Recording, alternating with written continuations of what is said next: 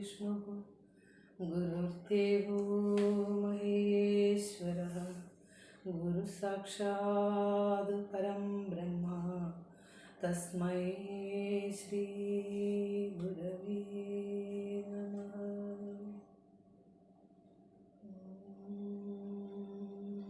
श्री गुरुभ्यो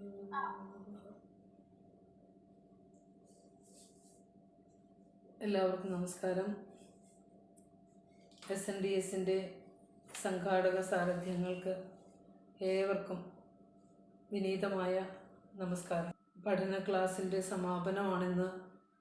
നമുക്ക് 9ഉം 10ഉം ശ്ലോകങ്ങളാണ് ഇന്ന് എടുക്കാനുള്ളത്. അതുകൊണ്ട് കൂടുതൽ ആമുഖത്തിലേക്ക് പോകാതെ തന്നെ നമ്മുടെ മന്ത്രത്തിലേക്ക് കടക്കുകയാണ്. 8ാമത്തെ മന്ത്രം. അകവും പുറവും തിങ്ങും മഹിമാവാർന്ന നിൻപദം പുകഴ്ത്തുന്നു ഞങ്ങളങ്ങ് ഭഗവാനെ ജയിക്കുക എന്ന് പറഞ്ഞു നിർത്തി. അപ്പോൾ ഈശ്വരൻ്റെ സർവവ്യാപിത്വത്തെ പറഞ്ഞു നിർത്തിയിട്ട് ഭഗവാനെ അങ്ങ് ജയിക്കണമെന്ന് പറഞ്ഞാൽ സമസ്ത ചരാചരങ്ങളും ജയിക്കുമ്പോഴാണ് അങ്ങയുടെ വിജയം. ആ ജയത്തിലാണ് അവസാനിപ്പിച്ചത് 8ാമത്തെ മന്ത്രം. ഇതിപ്പോൾ അതിൽ നിന്ന് തന്നെ തുടങ്ങുകയാണ് 9ാം മന്ത്രം. അതിൻ്റെ തുടർച്ചയെന്നോണം. ജയിക്കുക മഹാദേവ ദീനാവനപരായണ ജയിക്കുക ചിദാനന്ദ ദയാസിന്ധോ ജയിക്കുക. ആലാപനത്തിലൊക്കെ പങ്കെടുക്കുന്നവർ അവിടെ വളരെ ശ്രദ്ധിക്കണം. ഇത്തിരി തെറ്റ് വരുന്നൊരു ഭാഗമാണ് അവിടെ. ഇതിനകത്ത് കുറേ സംബോധന പദങ്ങളാണ്, വിളിക്കുന്ന രൂപങ്ങളാണ് ഇതിനകത്തുള്ളത്. അപ്പോൾ അത് ദീർഘമില്ല അവിടെ. ജയിക്കുക മഹാദേവ, ദേവ നിർത്താണ്, ദേവാന്നില്ല. ജയിക്കുക മഹാദേവ ദീനാവനപരായണ, ഒറ്റ പദമാണത്. ദീന എന്ന് വിളിക്കരുത്, ദീന അവനപരായണ എന്ന് പറയരുത്. അവിടെ ഒരു സമാസമാണത്. ആ സമസ്ത പദത്തിനെ നമ്മൾ പിരിച്ചു പറയില്ല. അപ്പോൾ ദീനാവനപരായണ, അത് ശ്ലോകം വ്യാഖ്യാനിക്കുമ്പോൾ അതിനെക്കുറിച്ച് പറയാം. അവിടെയും പരായണ എന്ന് ദീർഘമില്ല. ദീനാവനപരായണ ജയിക്കുക ചിദാനന്ദ, അവിടെ ചിദാനന്ദ എന്നില്ല. ജയിക്കുക ചിദാനന്ദ ദയാസിന്ധോ ജയിക്കുക. അപ്പോൾ ഇവിടെ 3 പ്രാവശ്യം ജയിക്കുക ജയിക്കുക ജയിക്കുക എന്ന് ആവർത്തിച്ച് വന്നിട്ടുണ്ട്. 3 പ്രാവശ്യം ഈ വിജയം ആശംസിക്കുകയാണ്. അപ്പോൾ ഭഗവാനെ സ്തുതിച്ചുകൊണ്ട് ആണ് ഇതിലും തുടക്കം. മഹാദേവനെ പറഞ്ഞുകൊണ്ടാണ്. അതായത് ഇതിൻ്റെ ഈ മന്ത്രത്തിൻ്റെ ആശയം ചുരുക്കി പറഞ്ഞാൽ, മഹാദേവ എന്ന് പറഞ്ഞിരിക്കുന്നത്, നമ്മൾ മഹാദേവ എന്ന് കേൾക്കുമ്പോൾ ശിവനെയാണ് നമ്മുടെ ഉള്ളിലേക്ക് വരുന്നത്. ഇവിടെ ഒരു ദൈവത്തിനെയും പേര് പറയുന്ന ഒരു ദൈവവും ഇവിടെ ഇല്ല. ഇവിടെ മഹാചൈതന്യമായി സർവ്വതിലും കുടികൊള്ളുന്ന, സർവ്വതിനും ചൈതന്യമായിരിക്കുന്ന ജഗദീശ്വരനെയാണ് പറയുന്നത്. അപ്പോൾ ദേവന്മാരുടെയും ദേവനായിരിക്കുന്ന മഹാപ്രകാശത്തെയാണ് ഇവിടെ മഹാദേവ എന്ന് പറയുന്നത്. ഒരു സംബോധന രൂപമാണ്. അല്ലയോ മഹാദേവ, അല്ലയോ ദേവന്മാരുടെയും ദേവനായിട്ടുള്ള മഹാപ്രകാശമേ, അങ്ങ് ജയിച്ചാലും. ദേവന്മാർക്കും ചൈതന്യം കൊടുക്കുന്നത്, സൂര്യചന്ദ്രന്മാർക്ക് പോലും പ്രകാശം കൊടുക്കുന്നത്, ചൈതന്യം കൊടുക്കുന്നത് ഈ മഹാദേവനാണ്. ദേവന്മാരുടെയും ദേവനായ മഹാവെളിച്ചമാണ്. അതുകൊണ്ട് അങ്ങ് ജയിക്കണം, അങ്ങ് ജയിച്ചാലും. പിന്നെ പറയാണ് ദീനാവനപരായണ. അവനം എന്ന വാക്കിന് രക്ഷണം എന്നർത്ഥം, രക്ഷിക്കുക. മഹാദേവന്റെ ജോലി രക്ഷണമാണ്, അല്ലാതെ സംഹാരമല്ല. അല്ലാതെ മനുഷ്യർക്ക് ദുഃഖങ്ങൾ കൊടുക്കലല്ല ദേവന്റെ ജോലി, സുഖം കൊടുക്കലാണ്. അതിലേക്കാണ് നമ്മൾ പോകുന്നത്. അപ്പോൾ ദീനാവനപരായണ, അതായത് അവശജന പരിപാലന പരായണനായിട്ടുള്ളവനെ, അവശജന പരിപാലന പരായണനായിട്ടുള്ളവനെ എന്നാണ് വിളിച്ചത്. അവശജനങ്ങൾ, അതായത് സത്യമറിയാതെ ജീവിക്കുന്ന, ജനന മരണ പെരുങ്കടലിൽ വീണുപോയിട്ടുള്ള ഭഗവാന്റെ പാദങ്ങളിലേക്ക് ശരണാഗതി ചെയ്തിട്ടുള്ള ഭക്തരെ പരിപാലനം ചെയ്യുന്നതിൽ, സംരക്ഷിക്കുന്നതിൽ, അവനം ചെയ്യുന്നതിൽ, സംരക്ഷണം ചെയ്യുന്നതിൽ പരായണനായിട്ടുള്ളവനെ, തത്പരനായിട്ടുള്ളവനെ, ശ്രദ്ധയോടുകൂടി ഇരിക്കുന്നവനെ, ഭഗവാന്റെ ശ്രദ്ധ മുഴുവൻ അവശജന പരായണം ചെയ്യുന്നതിന് വേണ്ടിയിട്ടാണ്, അവശജനത്തെ പരിപാലനം ചെയ്യുന്നതിന് വേണ്ടിയിട്ടാണ് ഭഗവാൻ എപ്പോഴും പരായണനായിരിക്കുന്നത്. അങ്ങനെയുള്ള ഭഗവാനെ എന്ന് വിളിച്ചു ദീനാവന പരായണ. അവനം എന്ന വാക്കിൻ്റെ അർത്ഥം രക്ഷണമെന്നാണ്. എന്നിട്ട് പറയാണ്, അടുത്ത് പറയാണ് ചിദാനന്ദ. നമ്മൾ നീ സത്യം ജ്ഞാനം ആനന്ദം ഒക്കെ വിശദീകരിച്ചപ്പോൾ ചിദാനന്ദനെ പറഞ്ഞു തന്നതാണ്. ചിത്തം എന്ന് പറഞ്ഞാൽ ബോധം, അറിവ്. ദൈവത്തിൻ്റെ സ്വരൂപം എന്താണെന്ന് ചോദിച്ചാൽ അറിവാണ്. എല്ലാത്തിലും അറിവായിരിക്കുക, ജ്ഞാനമായിരിക്കുക, ബോധമായിരിക്കുക. അതാണ് ദൈവത്തിൻ്റെ സ്വരൂപം. അപ്പോൾ ചിത്തും ജ്ഞാനവും, ചിത്തും ആനന്ദവും സ്വരൂപമായിട്ടുള്ളവനെ, ബോധവും ആനന്ദവും സ്വരൂപമായിട്ടുള്ളവനെ, നിന്റെ സ്വരൂപം ബോധമാണ്, അറിവാണ്. അറിവും ആനന്ദവും സ്വരൂപമായിട്ടുള്ളവനെ. അടുത്ത വിളിക്കാണ് ദയാസിന്ധു. സിന്ധു എന്ന് പറഞ്ഞ സമുദ്രം, ദയാസിന്ധു എന്ന് പറഞ്ഞ ദയയുടെ കടലാണ് നീ. നമ്മൾ പറയാറില്ല ദൈവം അത്ര ക്രൂരനാണ്, എനിക്ക് എന്തിനാ ഇങ്ങനെയൊക്കെ വെച്ചത്. എത്ര പ്രാവശ്യം നമ്മൾ ജീവിതത്തിൽ പറഞ്ഞിട്ടുണ്ടാവും ആ വാക്ക്. പക്ഷെ ഇവിടെ ഗുരു പറയുകയാണ്, ഈശ്വരൻ എന്നാൽ ദയയാണ്, അനുകമ്പയാണ്. കഴിഞ്ഞ ദിവസം അജി സാറ് പറഞ്ഞല്ലോ, നമ്മളിതൊക്കെ പഠിച്ചിട്ട് എന്താ കാര്യം, നമ്മളിതൊക്കെ പഠിക്കുമ്പോൾ അത് പ്രാവർത്തികമാക്കണം. മുന്നിൽ കാണുന്ന ദയയോടുകൂടിയ പെരുമാറ്റം നമ്മളിൽ നിന്നുണ്ടാകണം. സഹജീവികളുടെ വേദന കാണുമ്പോൾ ദയ ഉണ്ടാകണം എന്നൊക്കെ പറഞ്ഞില്ലേ. അത് തന്നെയാണ് ദൈവദശകം നമുക്ക് നൽകുന്ന മെസ്സേജ്. അപ്പം ദയാസിന്ധു, ദയയുടെ കടലേ, ദയാസമുദ്രമേ, അങ്ങ് ജയിച്ചാലും. ഇതാണ് ഇതിൻ്റെ സാരാർത്ഥം.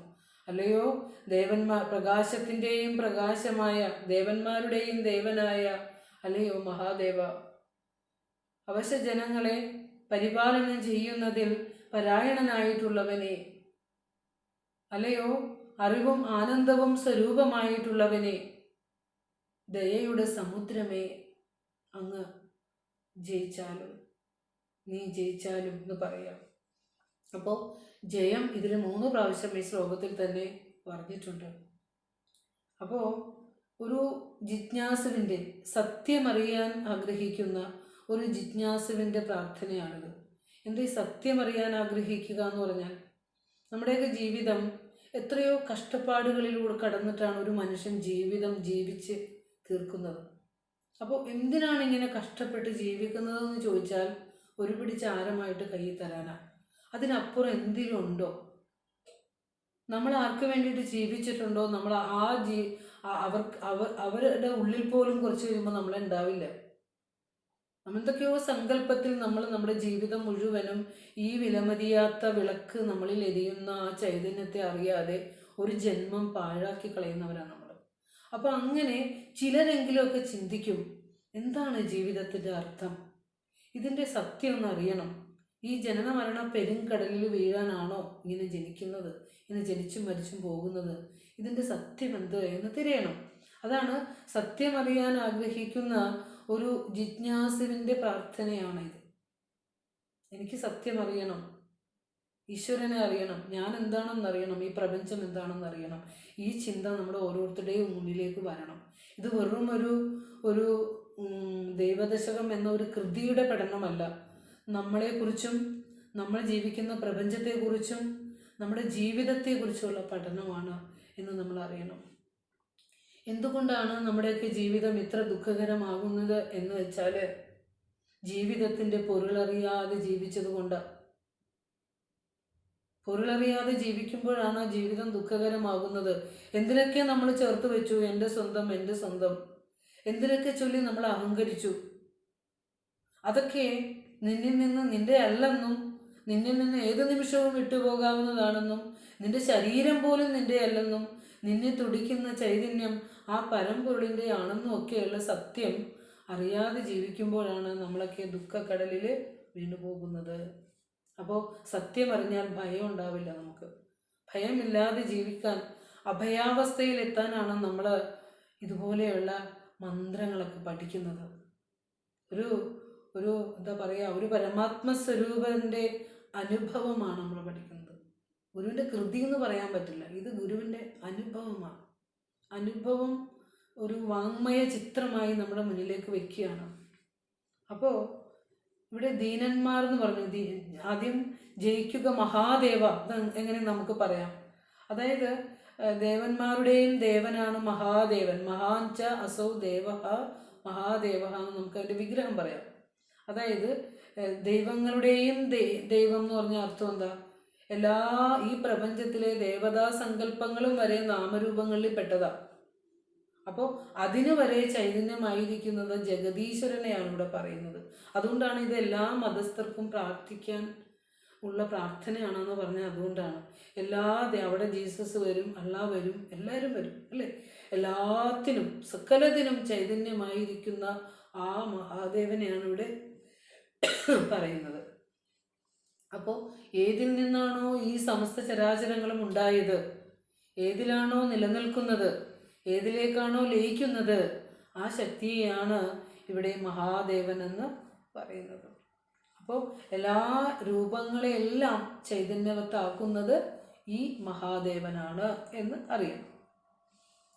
അപ്പോൾ അതുകൊണ്ടാണ് ഇവിടെ മഹാദേവ എന്ന് സംബോധന ചെയ്തത്. നമ്മൾ പറഞ്ഞല്ലോ, സൂര്യചന്ദ്രന്മാർക്ക് പോലും ഉപനിഷത്ത് പറയുന്ന തത്ര സൂര്യോപാധി ന ചന്ദ്രതാരകം നേമാ വിദ്യുതോപാധി കുതോഹ്യം അഗ്നി. എങ്ങനെ അയം അഗ്നി, അതായത് സൂര്യൻ സ്വയം പ്രകാശമില്ല, ചന്ദ്രന് സ്വയം പ്രകാശമില്ല, പിന്നെയാണോ ഈ അഗ്നിക്ക്? തമേവ സർവം അനുഭാതി, അവൻ ആ ജഗദീശ്വരൻ തന്നെ സർവത്തിലും ഇരുന്നു കൊണ്ട് അവയെ ജ്വലിപ്പിക്കുന്നു, പ്രകാശിപ്പിക്കുന്നു. തസ്യ ഭാസ സർവമിതം വിഭാതി, അവൻ്റെ ചൈതന്യം കൊണ്ടാണ് ഈ ജഗത്തിലെ സകലതും ശോഭിക്കുന്നത് എന്ന് ഉപനിഷത്ത് പറയുന്നു അല്ലേ. അപ്പോൾ ആ പ്രകാശത്തെയാണ് ഇവിടെ മഹാദേവൻ എന്ന് പറയുന്നത്. അപ്പോൾ സർവജഗത്തിനെയും പ്രകാശിപ്പിക്കുന്നത് കൊണ്ട് ദേവൻ, സൃഷ്ടിസ്ഥിതി സംഹാരങ്ങൾ നടത്തുന്നത് കൊണ്ട് മഹാൻ, അങ്ങനെ മഹാദേവനാണ് അല്ലേ, വെളിച്ചങ്ങളുടെയും വെളിച്ചം. അടുത്ത് പറയുകയാണ് ദീനാവനപരായണ, ദീനാനാം അവനേഷു പരായണ ദീനാവനപരായണ. തസ്യ സമ്പുദ്ധി, അതിനെ സംബോധന ചെയ്യുകയാണ്. ദീനന്മാരെ, അതായത് അവശജനങ്ങളെ, സത്യമറിയാതെ ജീവിച്ച് സത്യം അറിയണമെന്ന ജിജ്ഞാസയോടെ ഭഗവാന്റെ പാതാരവിന്ദങ്ങളിലേക്ക് ശരണം പ്രാപിച്ചവനെയാണ് ദീനൻ എന്ന് പറയുക. സർവസമർപ്പണം ചെയ്ത ഭക്തൻ. നമ്മളൊന്നും സമർപ്പണം ചെയ്തിട്ടില്ല. നമ്മളൊക്കെ നമ്മളുടെ കരബലം കൊണ്ട് നേടിയതാണെന്ന് കരുതി നമ്മുടെ സമ്പത്തും സൗഭാഗ്യങ്ങളും അനുഭവിച്ചുകൊണ്ടിരിക്കുമ്പോൾ അതിലൂടെ നിന്നെ നയിച്ച ജഗദീശ്വരനെ നീ മറന്നു പോകാറുണ്ട്. അപ്പോൾ നമ്മൾ ദീനന്മാരാകുന്നില്ല. എല്ലാം ഈശ്വരനാണെന്ന് കരുതി സർവ്വസമർപ്പണം ചെയ്തവനെയാണ് ദീനൻ എന്ന് പറയുക. അപ്പോൾ ആ ദീനന്മാരുടെ ജീവിതം ഈശ്വരൻ്റെ കൈകളിൽ സുരക്ഷിതമായിരിക്കും. എപ്പോഴും നമ്മൾ ഓർക്കണം, എന്നെ അങ്ങോട്ട് സമർപ്പിച്ചാൽ മാത്രമേ ഭഗവാനോട് ചോദിക്കാൻ നമുക്ക് അർഹതയുള്ളൂ. കാരണം ഭഗവാനാണ് എന്നെ ചലിപ്പിക്കുന്നത്. ഈ ശരീരമായി വന്നിരിക്കുന്നതും എൻ്റെ മനസ്സിനെയും ബുദ്ധിയെയും ശരീരത്തെയും അല്ലെങ്കിൽ ഇന്ദ്രിയങ്ങളെയൊക്കെ പ്രവർത്തിക്കുന്നത് ഈ മഹാദേവനായതുകൊണ്ട് ആ മഹാദേവന് അടിയറവ് പറഞ്ഞിട്ടേ ഭൗതികമായി എന്ത് ചോദിക്കാൻ പാടുള്ളൂ. കാരണം നമുക്കിവിടെ ജീവിക്കേണ്ടതാണ്, എല്ലാം ആവശ്യമുണ്ട് അല്ലേ. അപ്പോൾ ഈ സമർപ്പണം ചെയ്തിട്ടേ ചോദിക്കാവുള്ളൂ. അല്ലാതെ പൈസയോ അല്ലെങ്കിൽ മറ്റ് വസ്തുക്കളൊക്കെ കൊടുത്തിട്ട് എനിക്ക് താന്ന് പറഞ്ഞ് ആജ്ഞാപിക്കാനുള്ള അധികാരം നമുക്കിവിടെ ഇല്ല എന്നാണ് നമ്മൾ അറിയേണ്ടത്. അവിടെയൊക്കെ നമ്മുടെ അഹന്തയെ കുറേ നമ്മൾ കുറയ്ക്കാനുണ്ട്. അപ്പോൾ ഒരു കുഞ്ഞുറുമ്പിൻ്റെ പോലും എപ്പോഴും പറയാൻ എനിക്ക് ഇഷ്ടപ്പെടുന്നൊരു വാചകമാണ്, ഒരു കുഞ്ഞുറുമ്പിൻ്റെ ഉള്ളിലെ വേദന പോലും അറിയാവുന്ന ഈശ്വരൻ ദീനാവനപരായണനാണ്. ഈശ്വരൻ അറിയാതെ ഒരു കുഞ്ഞു ചലനം പോലും ഈ പ്രപഞ്ചത്തിൽ നടക്കില്ല. അത് നമ്മൾ ആദ്യം അറിയണം. എല്ലാവരുടെയും ഉള്ളിൽ ഞാൻ എന്നും പറഞ്ഞ് തെളിയുന്ന ഒരു വിളക്കുണ്ട്, കെടാത്ത വിളക്ക്. ആ വിളക്ക് എരിയുന്നത് കൊണ്ടാണ് നമുക്ക് ജീവിക്കാനും ചിന്തിക്കാനും എല്ലാം അനുഭവിക്കാനും സുഖിക്കാനും ദുഃഖിക്കാനും ഒക്കെ പറ്റണത്. അത് ആരും കൊളുത്തിയതുമല്ല, അത് ആർക്കും കെടുത്താനും പറ്റില്ല. അതിനെ ഒരു വിലമതിയാത്ത വിളക്കെന്നാണ് പറഞ്ഞത്. ആ വിളക്കിനെ കാണാൻ വേണ്ടിയാണ്, അല്ലെങ്കിൽ അനുഭവിക്കാനും അറിയാനുമാണ് മനുഷ്യജീവിതം തന്നിരിക്കുന്നത്. അതാണ് നമ്മുടെ ലക്ഷ്യം. പക്ഷെ നമുക്ക് ആ ലക്ഷ്യം അറിയില്ല. നമ്മൾ മക്കളെ പരിപാലിക്കൽ, അല്ലെങ്കിൽ കുടുംബം നോക്കൽ, അല്ലെങ്കിൽ സ്വത്തുണ്ടാക്കൽ എൻ്റെ ജീവിത ലക്ഷ്യം എന്ന് പറഞ്ഞാൽ നടക്കണേ. പക്ഷെ ഈ എരിയുന്ന വിളക്കിനെ അറിയാൻ ഇത് കണ്ടുപോയിടണം. ഗുരു പറയുമ്പോൾ സങ്കടം വരും. നമ്മളൊന്നും ഈ സത്യത്തിലേക്ക് എത്താൻ പക്വതപ്പെടാത്തതുകൊണ്ട് ഗുരു പറയാ ഇത് കണ്ടുപോയിടണം. ഉലകരുറങ്ങി ഉണർന്നു ചിന്ത ചെയ്യും പലതും ഇതൊക്കെയും ഉറ്റുപാർത്തു നിൽക്കും. വിലമതിയാത്ത വിളക്കുദിക്കയും പൊലികയുമില്ല. ഉദിക്കയും പൊലികയുമില്ലാത്ത വിലമതിയാത്തൊരു വിളക്കുള്ളത് കൊണ്ടാണ് നിനക്ക് ഉണ്ണാനും ഉറങ്ങാനും ഒക്കെ സാധിക്കുന്നത്. ഇത് നീ കണ്ടുപോയിടണം എന്ന് ഗുരു നമ്മളോട് പറഞ്ഞു തന്നു. നമ്മളിത് ചൊല്ലിപ്പോയി, കണ്ടുപോയില്ല, അനുഭവിച്ചില്ല. അപ്പോൾ ഈ ഒരു സത്യത്തെ, ഈ വിളക്കിനെ എന്നും നമ്മൾ ഓർക്കണം, സ്വയം ധ്യാനിക്കണം. ഈശ്വരൻ പുറത്തെങ്ങും അല്ല, ഉള്ളിൽ തന്നെയാണ് എരിയുന്നത്, തൊട്ടടുത്തുണ്ട്, എല്ലാത്തിനും ആശ്വാസമായിട്ടുള്ളത് എന്ന് നമ്മളെപ്പോഴും ഓർക്കണം. അപ്പോൾ പിന്നെ പറയാണ് ദീനന്മാരെ, അതായത് സർവസമർപ്പണം ചെയ്ത ഭക്തനെ രക്ഷിക്കുന്നതിൽ പരായണനായിട്ടുള്ളവനാണ് ദീനാവന പരായണൻ. അവനം രക്ഷണം. അപ്പോൾ മഹാദേവനാണ് അവശജനങ്ങളെ പരിപാലനം ചെയ്യുന്നതിൽ പരായണനാണ്. പിന്നെ ദൈവം അറിവും ആനന്ദവും സ്വരൂപമായിട്ടുള്ളവനാണ്. ദൈവം ശ്രീനാരായണ ഗുരുദേവൻ പറയുന്ന ദൈവം ആരാന്ന് ചോദിച്ചാൽ അറിവാണ് ഈശ്വരൻ, ബോധമാണ് ഈശ്വരൻ എന്നാണ് ഗുരു പറയുന്നത്. അപ്പോൾ എത്രയോ പ്രാവശ്യം ഗുരു ഏറ്റവും കൂടുതൽ ഉപയോഗിച്ചിരിക്കുന്ന പദവും അറിവ് എന്നുള്ളതാണ്. അറിവെന്നൊരു കൃതി തന്നെ എഴുതിയിട്ടുണ്ട്, 15 ശ്ലോകങ്ങളുണ്ട്. ഓരോ വരിയും അറിവെന്ന് പറഞ്ഞാൽ തുടങ്ങുന്നത്. ബോധമാണ് ഈശ്വരൻ, ജ്ഞാനമാണ് ഈശ്വരൻ. ഇത്രയും വലിയ നിർവചനം നമുക്ക് ആരാ തന്നിരിക്കുന്നത്? ഈശ്വരന്. അപ്പോൾ അറിവ് ആനന്ദവും സ്വരൂപമായിട്ടുള്ളവനുമാണ് ദൈവം. അറിവും ആനന്ദവും അതാണ് ഈശ്വരൻ, ഈശ്വരൻ്റെ സ്വരൂപം എന്ന് ഈ ശ്ലോകത്തിൽ പറയുകയാണ്. അതായത് മുറിവില്ലാത്ത അറിവ്. ആ അറിവ് നമ്മൾ ജന്മമെടുത്തപ്പോൾ മുതൽ ഇതുവരെയുള്ള നമ്മുടെ ജീവിതം നോക്കിയാൽ നമ്മുടെ ശരീരമൊക്കെ മാറി പോയിട്ടുണ്ട്, നമ്മുടെ സ്വഭാവം മാറിപ്പോയിട്ടുണ്ട്, നമ്മുടെ ഇഷ്ടങ്ങൾ മാറിപ്പോയിട്ടുണ്ട്. പക്ഷേ മാറാത്ത ഒന്ന് നമ്മുടെ ഉള്ളിൽ ഉണ്ട്, നാം എന്ന ജീവൻ, അല്ലേ? അതാണ് അറിവ്. ആ മാറുന്ന ശരീരത്തിൽ മാറ്റമില്ലാതെ നിൽക്കുന്ന ആ സ്വരൂപത്തെയാണ് നമ്മൾ അറിവ് എന്ന് പറയുന്നത്. അത് നമ്മൾ ഉണർന്നിരിക്കുമ്പോഴും ഉണ്ട്, സ്വപ്നം കാണുമ്പോഴും ഉണ്ട്, ഉറങ്ങുമ്പോഴും ഉണ്ട്, അതിന് മാറ്റമില്ല. നമ്മുടെ ശൈശവ, ബാല്യ, യൗവന, കൗമാര, വാർദ്ധക്യങ്ങളിലും നമ്മുടെ ഒപ്പം ഉണ്ട്, മാറാതെ. ആ സ്വരൂപം അറിവുമാണ്, ആനന്ദവുമാണ്. അപ്പോൾ എന്നിട്ട് എന്താ എനിക്ക് ആനന്ദം ഇല്ലാത്ത എന്ന് നമുക്ക് തോന്നാറുണ്ടല്ലേ? എന്താണ് ആനന്ദത്തെ വെച്ചുകൊണ്ട് ഞാൻ ദുഃഖിക്കുന്നത്? ഈ ചോദ്യം നമ്മൾ ചോദിക്കണം. അറിയാത്തത് കൊണ്ടാണ്. എന്നിൽ ആനന്ദം ഇരിക്കുന്നുണ്ട് എന്ന് അറിയാത്തത് കൊണ്ടാണ് മറ്റാനന്ദങ്ങൾ, വിഷയാനന്ദങ്ങൾ തേടി നമ്മൾ പോകില്ലേ? ഇപ്പോൾ ഇന്ന് ലോകം നേരിടുന്ന ഏറ്റവും വലിയ ഭീഷണിയായ ലഹരി വസ്തുക്കൾ നമുക്ക് തടുക്കാനാവാത്ത തരത്തിൽ അതിൻ്റെ ദൂഷ്യവശങ്ങൾ നമ്മൾ കണ്ടുകൊണ്ടിരിക്കുമ്പോൾ ഇന്ന് അടുത്ത വീട്ടിലാണല്ലോ വന്നതെന്ന് കരുതി നമ്മൾ ആശ്വസിച്ചിരിക്കുക, എൻ്റെ വീട്ടിൽ വന്നില്ലല്ലോ എന്ന്. പക്ഷെ നാളെ അത് നിൻ്റെ വീട്ടിലാണ് എന്ന്, നമ്മുടെ പഠിക്കലാണ് എന്ന്. അതിന് മദ്യപിക്കണമെന്നൊന്നുമില്ല ഈ ആപത്ത് വരാൻ. ഇതിൻ്റെ ദുരന്തം അനുഭവിക്കണമെങ്കിൽ അങ്ങനെ പോകണമെന്ന് പോലുമില്ല, അല്ലാതെയും കയറി വരാം, അല്ലേ? എത്രയോ നമ്മൾ കാണുന്നു. അപ്പോൾ ഈ ആനന്ദം ഇരിക്കുന്നത് ലഹരി വസ്തുക്കളിലാണോ, ഭക്ഷ്യവസ്തുക്കളിലാണോ, മറ്റ് ആനന്ദ ഉപാധികളിലാണോ ആനന്ദം ഇരിക്കുന്നത്? നമ്മൾ ഭൗതിക വസ്തുക്കൾ ആനന്ദം തരുന്നു എന്ന് പറയുമ്പോൾ നമ്മുടെ ആത്മാനന്ദമാണ് അതിൽ നിന്ന് തെളിവായി വരുന്നത്. ഉള്ളിലേക്ക് നോക്കുമ്പോൾ ഈ വിഷയാനന്ദത്തേക്കാൾ 10,000 അല്ലെങ്കിൽ 1 കോടി ആനന്ദമാണ് നമ്മുടെ ഉള്ളിൽ ഇരിക്കുന്നത്. ഗുരു അനുഭവിച്ചത് നമ്മളോട് പറഞ്ഞു തന്നാൽ അങ്ങനെയാണ്. ഗുരുവിൻ്റെ അനുഭവമാണ് ഗുരു പറഞ്ഞു. ഒരു 10,000 സൂര്യൻ ഉദിച്ചതുപോലെയാണ് ഗുരു അനുഭവിച്ച വെളിച്ചം പറഞ്ഞത്. അത് വെളിച്ചവുമല്ല, ആനന്ദം. വാക്കുകൾക്ക് അതീതമായതുകൊണ്ട് അതിനൊന്ന് പറഞ്ഞു തരണ്ടേ, അതുകൊണ്ടൊരു വാക്കവിടെ വെച്ചെന്നേ ഉള്ളൂ. പിന്നെ 1 കോടി ദിവാകരൻ. അപ്പം അത്രയും ആനന്ദം നമ്മിൽ തന്നെ ഇരുന്നിട്ട് ഈ ശരീരത്തെ നമ്മൾ മലിനമാക്കിക്കൊണ്ട്, ബുദ്ധിയെ മലിനമാക്കിക്കൊണ്ട് നമ്മൾ ഇങ്ങനെയൊക്കെ ചെയ്യുമ്പോൾ ഇതെത്ര വലിയ മൂഢത്തരമാണ്, എത്ര മണ്ടത്തരമാണ്. ആധ്യാത്മികതയിൽ എല്ലാത്തിനും നല്ല സൊല്യൂഷനുണ്ട്, അവിടെയേ സൊല്യൂഷനുള്ളൂ. അപ്പോൾ അതിലേക്ക് ഇതുപോലെയുള്ള കൃതികളൊക്കെ നമ്മുടെ മനസ്സുകളിലേക്ക്, ഉള്ളിലേക്കൊക്കെ എത്തുമ്പോൾ എത്ര വെളിച്ചം വീശും നമുക്കൊക്കെ ആലോചിച്ച് നോക്കും.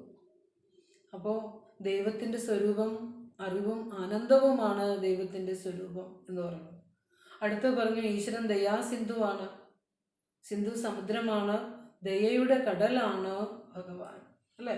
അപ്പം നമുക്ക് വിധിവിഹിതമായി നമ്മൾ അനുഭവിക്കേണ്ട ജീവിത പ്രാരബ്ധങ്ങൾ നമ്മുടെ മുന്നിലേക്ക് വരുമ്പോൾ നമ്മൾ എപ്പോഴും പറയാറുണ്ട്, എന്തിനാ ദൈവമേ എനിക്കിങ്ങനെ വെച്ച്, എന്തിനാ ദൈവമേ എൻ്റെ പ്രിയപ്പെട്ട അവരെ കൊണ്ടുപോയത്, നമ്മൾ ഇത്ര ക്രൂരനാണോ നീ, നമ്മളെപ്പോഴും ചോദിച്ചു പോയിട്ടുള്ളതാണ്, അല്ലേ? അല്ലെങ്കിൽ ചോദിക്കുന്നത് കേൾക്കാറുള്ളതാണ്. ഒരു സത്യം അറിഞ്ഞാൽ പിന്നെ നമ്മളിനി ചോദിക്കില്ല. പക്ഷേ ഈ പ്രാരബ്ധം നീ കൊണ്ടുവന്നതാണ്. സത്യമറിയാതെ ജീവിച്ചത് കൊണ്ട് നിന്റെ കർമ്മത്തിൻ്റെ ഫലമായിട്ടാണ് നിന്റെ സൂക്ഷ്മ ശരീരമാണ് ശരീരമെടുത്ത് ശരീരമായി വന്നിരിക്കുന്നത്. അത് നിന്റെ കർമ്മമാണ്, നിന്റെ കർമ്മഫലമാണ്. അവിടെയും ഈശ്വരൻ താങ്ങും തണലുമായി നിന്നോടൊപ്പം ഉണ്ടെന്ന് പോലും നമ്മൾ അറിയുന്നില്ല. അപ്പോൾ നമ്മൾ വിധിവിഹിതമായി നമുക്ക് വരുന്ന ജീവിത കഷ്ടപ്പാടുകൾ ഈശ്വരൻ്റെ കൊടും ക്രൂരതയായിട്ട് നമ്മൾ പറയാറുണ്ട്. അത് ബാഹ്യമായ കണ്ണ് വെച്ച് നോക്കുമ്പോഴാണ്, ബാഹ്യമായ കണ്ണ്. പക്ഷേ നമുക്കൊരു ആന്തരികമായ ആ ഒരു കണ്ണുണ്ട്. അത് വെച്ച് അതൊന്ന് തുറക്കുമ്പോഴാണ് അറിയണത് ഈ ബാഹ്യത്തിനപ്പുറം ഈശ്വരൻ ദയാസിന്ധുവാണ്, ദയയുടെ എന്താ പറയുക പാൽക്കടലാണ്, ദയയുടെ കടലാണ് ഈശ്വരൻ എന്ന് നമുക്ക് മനസ്സിലാക്കും. ഒരു പരമാണുവിൻ്റെ ഹൃദയത്തിൽ പോലും എത്ര കരുതലയോടെയാണ് ഈശ്വര നിൻ്റെ സർഗവൈചിത്ര്യം, ആ സർഗവൈഭവം അത്ഭുതമായിട്ട് ഈ പ്രപഞ്ചത്തിൽ കളിയാടുന്നത്. ഒരു പരമാണുവിൻ്റെ ഉള്ളിൽ പോലും ചലിക്കുന്ന നീ ഒരിക്കലും നീ ക്രൂരനല്ല. അപ്പോൾ അറിയേണ്ട ഒരു കാര്യം, ഈശ്വരൻ ദയാസിന്ധു ആണെന്ന് പറയുമ്പോൾ നാം ഈശ്വരനാണെന്നാണ് ആദ്യം പറഞ്ഞത്. എല്ലാത്തിനെയും ഉള്ളിൽ തുടിക്കുന്നത് ഈശ്വര ചൈതന്യമാണെന്ന് പറയുമ്പോൾ നാമും ഈശ്വരനാണ്. ഈ പോയിന്റ് ശ്രദ്ധിക്കണേ. അപ്പോൾ ദൈവത്തിൻ്റെ സ്വഭാവം ദയയാണെങ്കിൽ നാം ദൈവമാവുമ്പോൾ നമ്മളുടെയും സ്വഭാവം ദയയാണ്. ദീനാവനപരായണത്വം ഉണ്ടാകണം, ദയുണ്ടാകണം, ആനന്ദം ഉണ്ടാകണം നമ്മളിൽ. ഈശ്വരൻ്റെ സ്വഭാവം നമ്മളിലേക്ക് പകർന്നു കിട്ടുന്നതിന് വേണ്ടിയിട്ടാണ് നമ്മൾ ഈശ്വരനെ ആരാധന ചെയ്യുക എന്ന് പറഞ്ഞാൽ അതായി മാറുക എന്നാണ്. ഒരു മഹാപുരുഷൻ എൻ്റെ ആരാധന കഥാപാത്രം എന്ന് പറഞ്ഞാൽ എനിക്ക് അതായി മാറണം എന്നാണ് അർത്ഥം. ആരാധന അതായി മാറുക. അപ്പോൾ ഈശ്വരനായി നമ്മൾ മാറുമ്പോൾ നമ്മളിൽ പ്രോജ്വലിക്കേണ്ട ഗുണങ്ങൾ, നല്ല ഗുണങ്ങൾ എന്തൊക്കെയാ? അവശ്യജനങ്ങളെ ഇപ്പം ഇന്ന് നമുക്കറിയാം, ഇന്ന് സമൂഹത്തിൽ വിദ്യാസമ്പന്നരായ ആളുകൾ ആത്മീയമായ അല്ലെങ്കിൽ ധാർമ്മികമായ ഒരു അറിവില്ലാത്തവരാണ് കൂടുതലും. അപ്പോൾ അവർക്ക് മറ്റുള്ളവരുടെ വേദനയോ കഷ്ടപ്പാടുകളോ കാണുമ്പോൾ ഉള്ളുരുകാറില്ല. അതുമാത്രമല്ല, മറ്റുള്ളവരുടെ ആവശ്യങ്ങളിലേക്കൊന്ന് കണ്ണു നടാൻ പോലും അവന് സമയമില്ല. അപ്പം അതുകൊണ്ട് നമ്മൾ ശ്രദ്ധിക്കേണ്ട കാര്യം, നമ്മൾ നേടുന്നതും നമ്മൾക്ക് കുഞ്ഞുങ്ങൾക്ക് കൊടുക്കുന്നതുമായ വിദ്യാഭ്യാസത്തിൽ സ്പിരിച്വാലിറ്റി, ആധ്യാത്മിക വിദ്യ പകർന്നു കൊടുക്കുക തന്നെ വേണം. ഇല്ലെങ്കിൽ കണ്ണുണ്ടെങ്കിലും കണ്ണില്ലാത്തവനായി മാറും, ഹൃദയമുണ്ടെങ്കിലും ഹൃദയമില്ലാത്തവനായി മാറും. അങ്ങനെയുള്ള മക്കളാണ് അച്ഛനെ കൊല്ലാൻ മടിയില്ല, അമ്മയെ കൊല്ലാൻ മടിയില്ല, ആരെയും കൊല്ലാൻ മടിയില്ല. സ്വാർത്ഥ സുഖത്തിനു വേണ്ടി എന്തും ചെയ്യാൻ തയ്യാറാണ്, അല്ലേ? അവരനു വേണ്ടി അവരുടെ ആവശ്യങ്ങളിലേക്ക്, അല്ലെങ്കിൽ അങ്ങനെ ഒരാളുണ്ടെന്ന് പോലും ചിന്തിക്കാനുള്ള ഒരു മാനസികാവസ്ഥ അവന് നഷ്ടപ്പെട്ടു പോകുന്നു. എല്ലാത്തിനും പരിഹാരമാണ് ഇത്തരത്തിലുള്ള ഈശ്വരനെ അറിഞ്ഞ് പ്രാർത്ഥിക്കാൻ പഠിപ്പിക്കുന്ന ഗ്രന്ഥങ്ങൾ, ആധ്യാത്മിക ഗ്രന്ഥങ്ങൾ. ദൈവദശകം ഒരൊറ്റ കൃതി പഠിച്ചാൽ മതി നമുക്ക് നന്നാകാൻ. അതുകൊണ്ട് അത് തീർച്ചയായും നമ്മുടെ കുഞ്ഞുങ്ങളെയൊക്കെ നമ്മൾ പഠിപ്പിക്കേണ്ടത് തന്നെയാണ്. അപ്പോൾ അടുത്തത് പറയുകയാണ് ജയിക്കുക എന്ന് പറയുന്നുണ്ട്. ജയിക്കുക 3 പ്രാവശ്യമാണ് ജയിക്കുക എന്നുള്ള പദം ഇവിടെ പ്രയോഗിച്ചിരിക്കുന്നത്. അപ്പോൾ അതായത് ഭഗവാൻ ജയിക്കണമെന്ന് പറയുമ്പോൾ സമസ്ത ചരാചരങ്ങളും ജയിക്കണം. ഇപ്പോൾ ഒരു കുട്ടി മാത്സ് പരീക്ഷയ്ക്ക് എഴുതി പാസ്സായി എന്ന് പറയുമ്പോൾ, ഞാനിത് ഉദാഹരണം നേരത്തെ പറഞ്ഞിട്ടുണ്ട്. അപ്പോൾ ആ ജയിച്ചത് ആരാ? ആ ടീച്ചറാണ് ജയിച്ചത്. ആ കുട്ടിയെ പഠിപ്പിച്ച ടീച്ചറാണ് ജയിച്ചത്, കുട്ടിയല്ല ജയിച്ചത്, അല്ലേ? അപ്പോൾ ഭഗവാൻ ജയിക്കണമെന്ന് പറയുമ്പോൾ ശരിക്കും പറഞ്ഞാൽ ഭഗവാൻ പറഞ്ഞത്, അല്ലെങ്കിൽ ഭഗവാനെ അറിഞ്ഞ് സത്യമായി നമ്മൾ ജീവിക്കുമ്പോഴാണ് ഈശ്വര ചൈതന്യം ജയിക്കുന്നത്. ഭഗവാനെ അറിഞ്ഞ് ജീവിക്കുമ്പോഴാണ് നമ്മൾ ഭഗവാൻ ജയിക്കുക. അല്ലെങ്കിൽ ദൈവദശകം വെറുതെ പ്രാർത്ഥിച്ച് ഈ ജന്മം കടന്നു പോവും. നമ്മളിൽ ഈ പറഞ്ഞ ഗുണങ്ങളൊന്നും നമ്മളിൽ ഉണ്ടാകാതെ കടന്നു പോയാൽ സമൂഹത്തിനോ നമുക്കോ കുടുംബത്തിനോ മറ്റാർക്കും വെളിച്ചമാകാൻ സാധ്യമല്ല. അപ്പോൾ ഭഗവാനെ ജയിപ്പിക്കണമെങ്കിൽ നമ്മൾ ജയിക്കണം. നമ്മൾ ഗുരുവിൻ്റെ സൂക്തികൾ, വചനങ്ങൾ ഉൾക്കൊണ്ടുകൊണ്ട് നമുക്കും മറ്റുള്ളവർക്കും ജീവിതത്തിൽ തണലായും താങ്ങായും മുന്നേറാൻ നമുക്ക് സാധിക്കണം. അതായത് സർവസംഘ പരിത്യാഗിയായ ഒരു എന്താ പറയുക ഗുരു, ജീവൻ മുക്തനായി ഈ സമൂഹത്തിലെ ഗുരു സഞ്ചരിച്ചപ്പോൾ തന്നെ നാനാവിധ പരിവർത്തനങ്ങൾ, അതായത് ഒരു ഋഷീശ്വരനായാണ് സഞ്ചരിക്കുന്നതെങ്കിലും ഈ സമൂഹത്തിലെ നാനാവിധമായ സാമൂഹികമായ പരിവർത്തനങ്ങൾ ഉണ്ടാക്കുന്നതിൽ ഗുരു ശ്രദ്ധിച്ചു. കാരണം ഇവിടെ ശാന്തവും സമാധാനവുമായ ഒരു ജീവിതം ഉണ്ടാകണം. താൻ മാത്രം ഏതെങ്കിലും ഗുഹയിലോ വനാന്തരത്തിലോ പോയി ശാന്തവും സമാധാനപരമായി ഇരിക്കാമെന്നല്ല ഗുരു കരുതിയത്. അവിടെ നിന്ന് ഇറങ്ങി വന്നത് എന്തുകൊണ്ടാണ്? ഇരുട്ടിൽ കഴിയുന്ന ഒരു ജനതയ്ക്കും കൂടി ആ ആത്മീയതയുടെ വെളിച്ചം പകർന്നു കൊടുക്കണമെന്ന് കരുതിയിട്ടാണല്ലോ ഗുരു അവിടെ നിന്ന് ആ മരുത്വാമലയിൽ നിന്ന് ആണെങ്കിലും ഇറങ്ങി വന്നത്. ആലോചിച്ച് നോക്കൂ. അപ്പോൾ ഗുരു വിജയിക്കണമെങ്കിൽ ഈ സമൂഹവും വിജയിക്കണമെന്ന് ഗുരു കണ്ടു. അവശ ജനവിഭാഗങ്ങളുടെ വിജയമാണ് തൻ്റെ വിജയം. അതിൽ നിന്ന് ഭിന്നമായൊരു വിജയം തനിക്കില്ല എന്ന് ഗുരു കണ്ടതുകൊണ്ടാണല്ലോ ഗുരു ഞങ്ങളെ 10ാമത്തെ ശ്ലോകം പറയുമ്പോൾ ഞങ്ങൾ ഒന്നായിട്ട് ആഴണം എന്നാണ് പറയുന്നത്. ഒറ്റയ്ക്ക് ആണ്ടിരിക്കുന്ന ആളാണ് ഗുരു, ആണ്ടവനാണ്. ആണ്ടവൻ എന്ന് പറഞ്ഞാൽ എന്താ? സത്യത്തിൽ ആണ്ടിരിക്കുന്നവനാണ് ഗുരു. ആ ഗുരു ചേർത്ത് പിടിക്കുകയാണ്, ഒരു കുഞ്ഞുറുമ്പിനെ കൂടി ചേർത്ത് പിടിക്കുകയാണ്. പ്രപഞ്ചത്തിലെ സമസ്ത ചരാചരങ്ങളെയും ചേർത്ത് പിടിച്ചുകൊണ്ടാണ്, ഒരുമിച്ചാണ് ആഴണം വാഴണം എന്ന് പറയുന്നത്. അപ്പോൾ അവിടെ ശരിക്കും സമൂഹത്തിലെ സകലതിനെയും രക്ഷിക്കുക എന്നുള്ളതായിരുന്നല്ലോ, അവനമായിരുന്നു ലക്ഷ്യം. അവിടെ കൊലപാതകി ഉണ്ടാവും, മോഷ്ടാക്കളുണ്ടാവും, ഗുരുവിനോട് ചേർന്നവരിൽ അവരൊക്കെ ഉണ്ടായിരുന്നു. കൊലപാതകം ചെയ്തവരുണ്ടായിരുന്നു, മോഷ്ടാക്കളുണ്ടായിരുന്നു. മോഷ്ടാക്കളൊക്കെ ഒരു പ്രാവശ്യമാണ് ഗുരുവിൻ്റെ മുമ്പിൽ വന്നാൽ പിന്നെ അവർ ആ ദുർഗുണം അവിടെ ഉപേക്ഷിക്കുകയാണ്. അവരെയൊക്കെ ചേർത്ത് പിടിച്ചിട്ട് സതുപദേശങ്ങൾ കൊടുത്തിട്ട് അവരെയും കൂടി കൂട്ടിയെടുക്കുക ചെയ്ത്, അവർ ഉപേക്ഷിച്ച് കളയുകയല്ല ചെയ്തത്. അതൊക്കെയാണ് നമ്മൾ ഗുരുവിൻ്റെ ജീവിതം നമ്മൾ പഠിക്കണം. ചെക്കൻ മോഷ്ടിച്ച കള്ളനോട് പറഞ്ഞത് എന്താ? രാത്രിയിൽ വന്നെടുത്താൽ നിനക്ക് അപകടം ഉണ്ടാവില്ലേ? മറ്റു ജീവികൾ കടിച്ചോ അല്ലെങ്കിൽ കാലിൽ എന്തെങ്കിലുമൊക്കെ മുള്ളു തറച്ചോ ഒക്കെ നിനക്ക് വേദന എടുക്കുകയോ അപകടം ഉണ്ടാവുകയില്ലേ? പകൽ വന്ന് എടുത്തൂടെ? ആലോചിച്ച് നോക്കൂ. അപ്പോൾ അത്രയും ഒരു കൃപാലുത്വമാണ് ഗുരുവിനുള്ളത്. നമ്മളാരും കാണുന്ന അല്ലെങ്കിൽ നമ്മളുടെ കാഴ്ചയല്ല ഋഷിമാരുടെ കാഴ്ച. അവർ ഈ ലോകത്തെ മുഴുവൻ ഒന്നായാണ് കണ്ടത്. എല്ലാവരുടെയും സുഖമാണ് അവർ കാക്ഷിച്ചിട്ടുള്ളൂ. അഹേതുക കൃപാസിന്ധു എന്ന് പറയും. ഒരു കാരണവുമില്ലാതെ സമൂഹത്തോട് കൃപ കാണിക്കുന്നവരവർ. നമ്മളൊക്കെ ഒരാളോട് കൃപ കാണിക്കണമെങ്കിൽ ഒന്നില്ലെങ്കിൽ നമ്മളോട് ചേർന്ന് നിൽക്കുന്നവരായിരിക്കണം, അല്ലെങ്കിൽ നമ്മൾക്ക് എന്തെങ്കിലും അവരെ കൊണ്ട് പ്രയോജനം ഉണ്ടാകണം, ഒന്നുമില്ലെങ്കിൽ സ്നേഹമെങ്കിലും തരുന്നവരായിരിക്കണം, അല്ലേ? ഇല്ലെങ്കിൽ നമ്മൾ അവരെ ഒന്ന് അടുത്തു പോകാനോ സ്നേഹിക്കാനോ ഒരുങ്ങില്ല. പക്ഷേ ഗുരുക്കന്മാർക്ക് അങ്ങനെ ആരിൽ നിന്നും ഒരു നോട്ടം പോലും ആഗ്രഹമില്ല. പക്ഷെ അവർ ഈ ലോകത്തോട് അപാരമായ കൃപ കാണിക്കുന്നു. അതുകൊണ്ടല്ലേ ഭഗവാനെ അങ്ങ് ഞങ്ങൾക്ക് ദൈവദശകം രചിച്ചു തന്നത്. അതുകൊണ്ടല്ലേ ഇന്നും ഈ അജ്ഞാനികളായ ഞങ്ങൾക്ക് ഈ സംസാര സാഗരത്തിലെ ദുഃഖ ദുരിതങ്ങളിൽ പതിച്ച് വിഷമിക്കുന്ന ഞങ്ങളെപ്പോലെയുള്ളവർക്ക് അറിവിൻ്റെ വെളിച്ചമായിട്ട് ഇതൊക്കെ മനനം ചെയ്യാനും ഒക്കെ ഞങ്ങൾക്ക് സാധിക്കുന്നത്.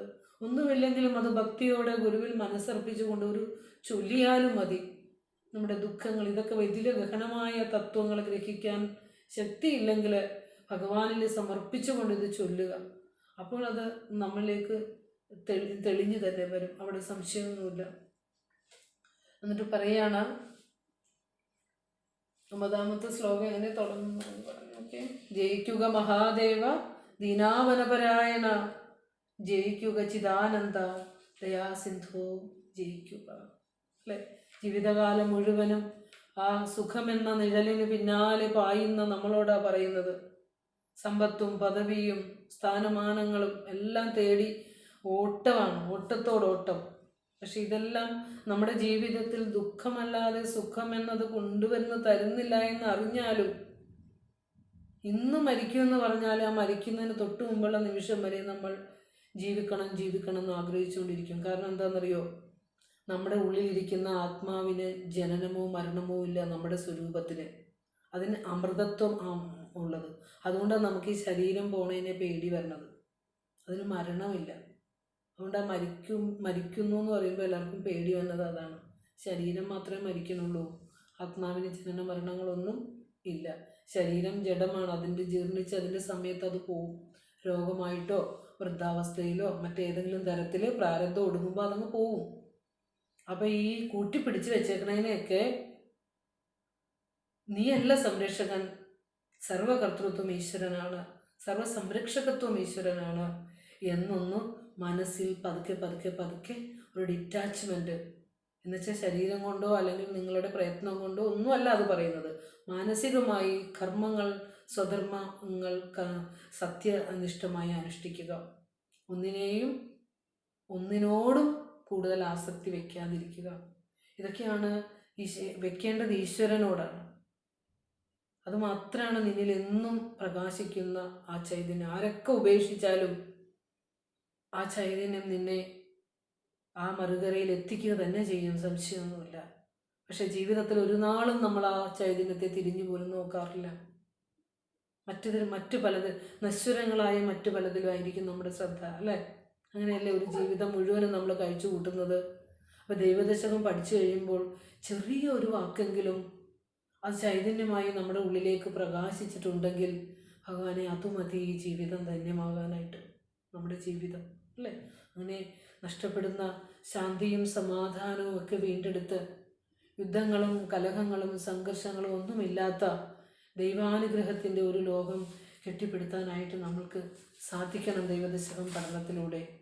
അപ്പോൾ 10ാമത്തെ ശ്ലോകം പറയാണ്, അഴമേറും നിൻമഹസാം ആഴിയിൽ ഞങ്ങളാകവേ ആഴണം വാഴണം നിത്യം വാഴണം വാഴണം സുഖം.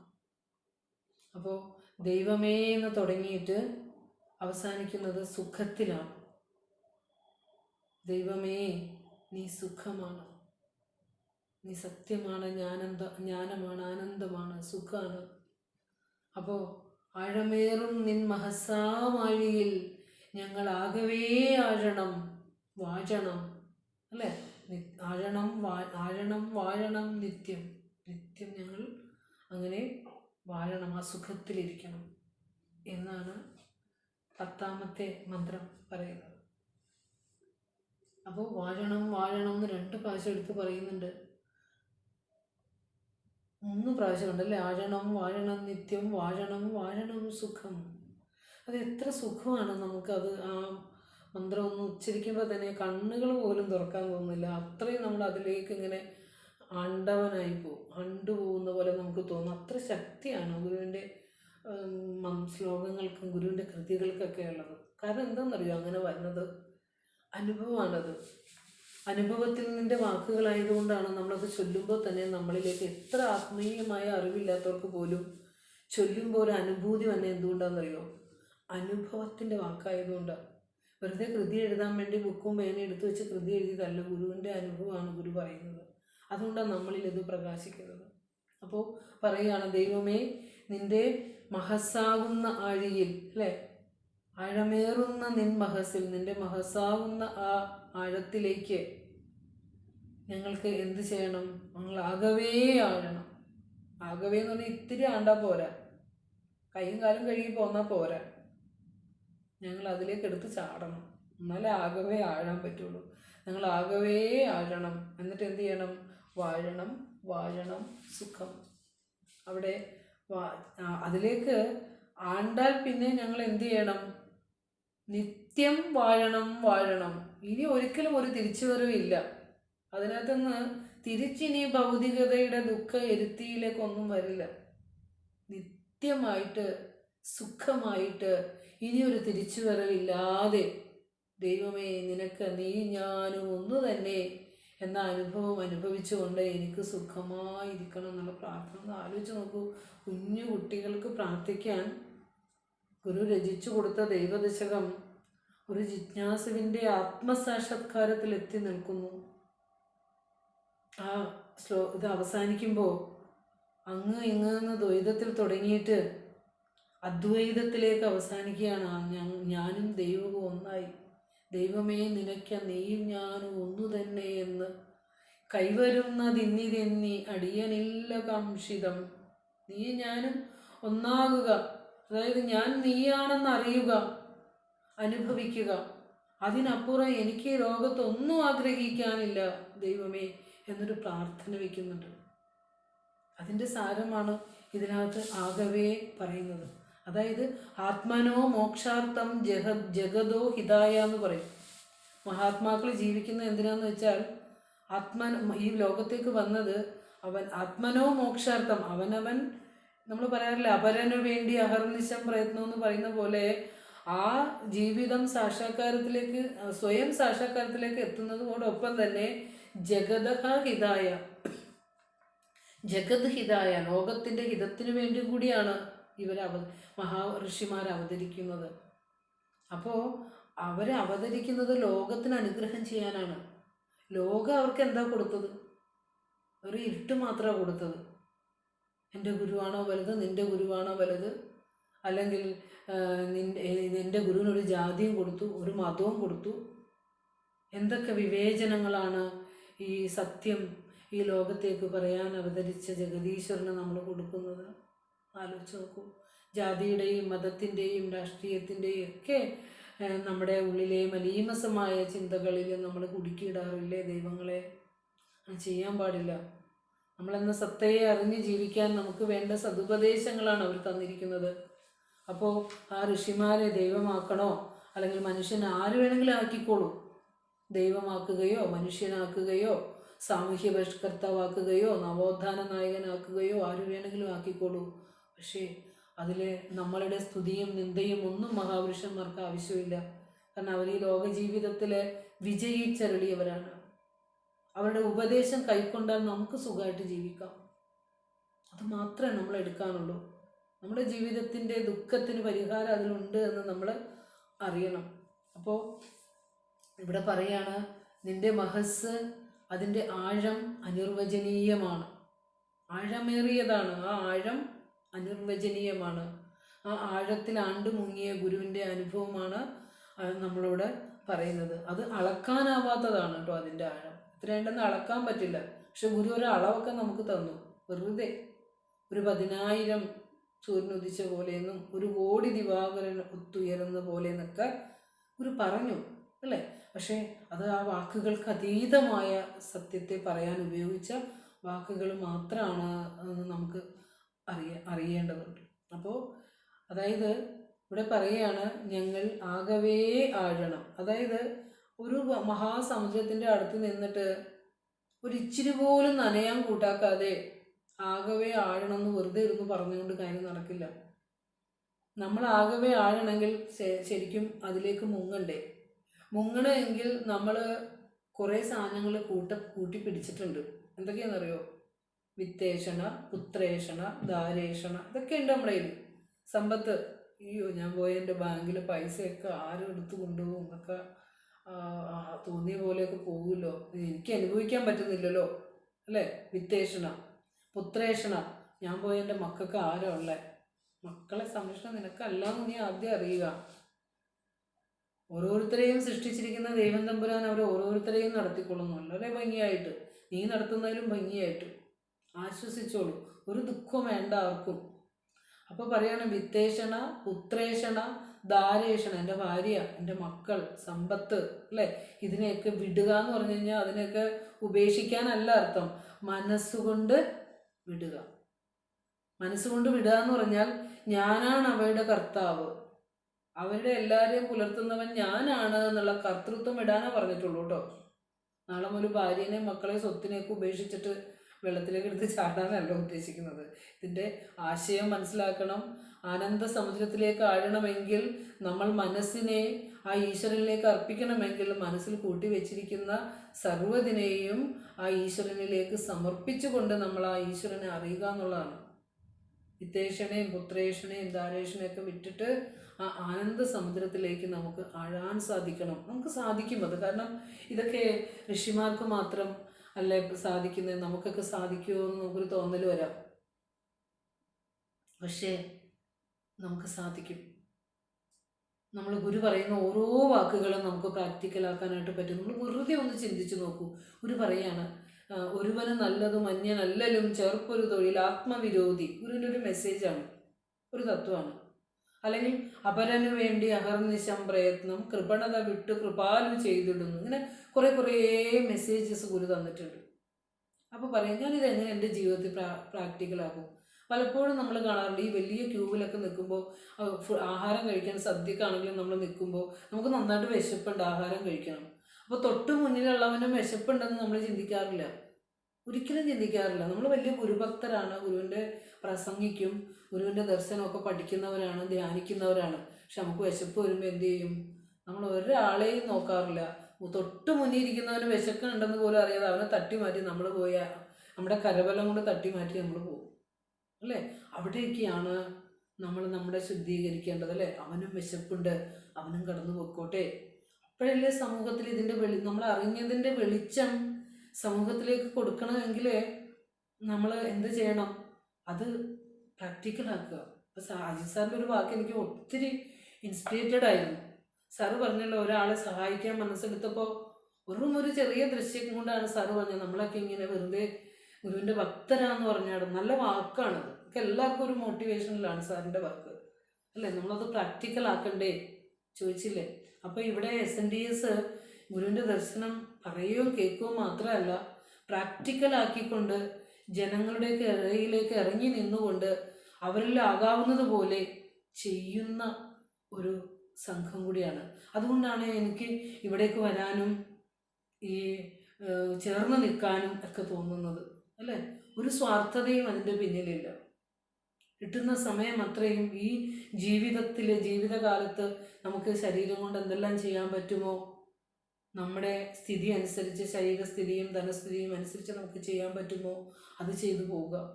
അല്ലാതെ നമ്മൾ നമുക്ക് വേണ്ടി മാത്രം ജീവിച്ച് മടങ്ങുന്നവരായിട്ട് മാറരുത്, ഒരിക്കലും അങ്ങനെ ചെയ്യരുത്. അതല്ല നമ്മുടെ ജീവിതത്തിൻ്റെ ലക്ഷ്യം. ഒരു കുട്ടിയെ പണം കൊടുത്ത് നമ്മൾ വിദ്യാഭ്യാസം ചെയ്യിക്കുമ്പോൾ പോലും ഗുരു പറഞ്ഞിരിക്കുന്ന വിദ്യ സേവനമാകണം എന്നാണ്. വിദ്യാഭ്യാസം അവനവൻ്റെ കുടുംബത്തിനെ സംരക്ഷിക്കാൻ വേണ്ടി മാത്രമുള്ളതല്ല, വിദ്യ സേവനമാകണം. ആ ആകണമെങ്കിൽ അവിടെ സ്പിരിച്വാലിറ്റി കൂട്ടിച്ചേർക്കപ്പെടണം.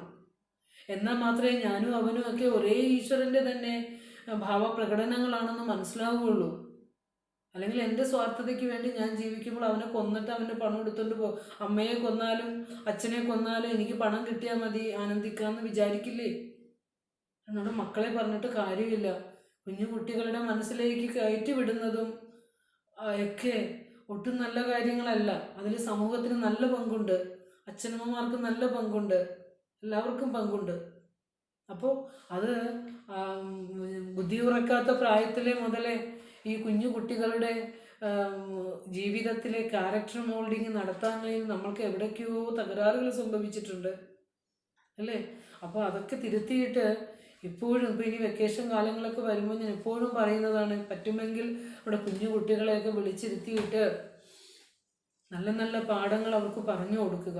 അതാണ് നമുക്ക് ചെയ്യേണ്ടത്. അപ്പോൾ പറയാണ്, ആഴമേറും നിൻ മഹസ്സാം ആഴിയിൽ ഞങ്ങൾ ആകവേ ആഴണം, വാഴണം നിത്യം, വാഴണം സുഖം. അപ്പോൾ എല്ലാ പിടിയും വിട്ടാലേ ആഴാൻ പറ്റുള്ളൂ, ആണ്ടാൽ മാത്രമേ വാഴാൻ പറ്റുള്ളൂ, വാണാൽ മാത്രമേ സുഖം കിട്ടുള്ളൂ. ഇല്ലെങ്കിൽ നമുക്കിവിടെ ജീവിച്ചു പോകാം. ഒരു സമുദ്രത്തിൻ്റെ മുകൾ പരപ്പിലെ എന്താ പറയുക, തിരയും പതയും കുമിളയുമായിട്ടൊക്കെ ജീവിച്ചു പോകാം. പക്ഷേ ആ തിരയ്ക്കും കുമിളയ്ക്കും പതയ്ക്കും അപ്പുറം ഒരാഴമുണ്ടെന്നും ആ ആഴത്തിൽ ആനന്ദമുണ്ടെന്നും അതറിയുക എന്നുള്ളതാണ് എൻ്റെ ജീവിത ലക്ഷ്യമെന്നും ഒക്കെ അറിഞ്ഞ് അനുഭവിച്ച് പോകാനായിട്ട് നമുക്ക് സാധിക്കണം. അപ്പോൾ പറഞ്ഞ പോലെ അങ്ങനെ നമുക്ക് എന്താ പറയുക, നഷ്ടപ്പെടുന്ന ഈ ലോകത്ത് നഷ്ടപ്പെട്ടിരിക്കുന്ന ശാന്തി സമാധാനമൊക്കെ വീണ്ടെടുക്കാൻ സാധിക്കണം. ദൈവാനുഗ്രഹത്തിൻ്റെ വെളിച്ചം എല്ലാ മനസ്സുകളിലും നിറയണം. അതിന് ദൈവദശകം എന്ന കൃതി ഞങ്ങളുടെ ഹൃദയങ്ങളിൽ പ്രകാശിക്കണേ മഹാഗുരു. ഇത്രയേറെ ഉപദേശങ്ങൾ ഞങ്ങൾക്ക് തന്നിട്ടുണ്ട്, 64ഓളം കൃതികളിലൂടെ. അതെല്ലാം ഞങ്ങൾക്ക്, പക്ഷെ ഞങ്ങളതൊന്നും അനുസരിച്ചുമില്ല, കേട്ടുമില്ല.